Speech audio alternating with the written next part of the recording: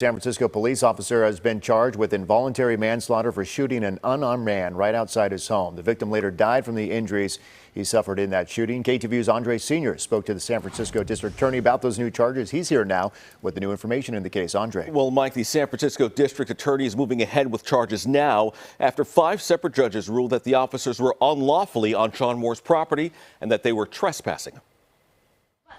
In what is said to be only the second time in the city's history, San Francisco District Attorney Jason Boudin announced homicide charges against a police officer stemming from the death of Sean Moore.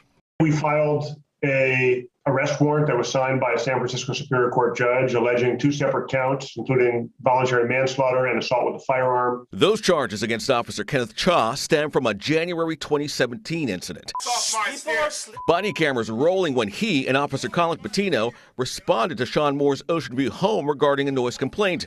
Prosecutors say the 42-year-old denied harassing his neighbor, explained that he had not been violating a restraining order and asked the officers to leave. The officers were unlawfully on Mr. Moore's property, that they were trespassing, that they were not acting in lawful performance of their duties. Officer Cha, who said he was kicked in the face by Moore, shot him twice. Moore died 3 years later in January of 2020 of injuries related to the shooting.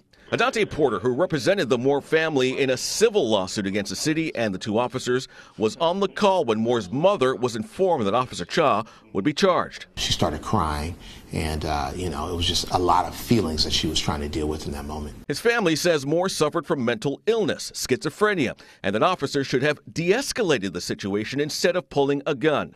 A $3.5 million settlement was eventually reached, but Pointer says it's the charges against the officer that matter to Moore's family.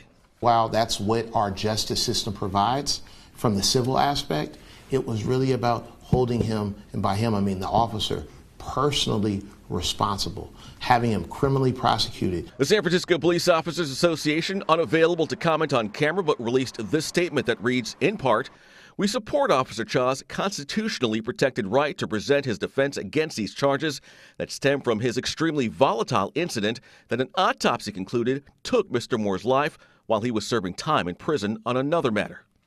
Officer Patino later said Moore punched him in the face and broke his nose. District Attorney Jason Boudin says he expected Officer Cha, who we're told remains on the force, to surrender on these charges soon. He said he hopes that the arraignment will take place in the next week or so. Boudin has been charged has charged Cha with voluntary manslaughter and assault with a semi-automatic firearm, along with enhancements for the personal use of a firearm and infliction of great bodily harm. Mike, back to you. Yeah, no doubt we will be following those legal proceedings. All right, Andre, thank you.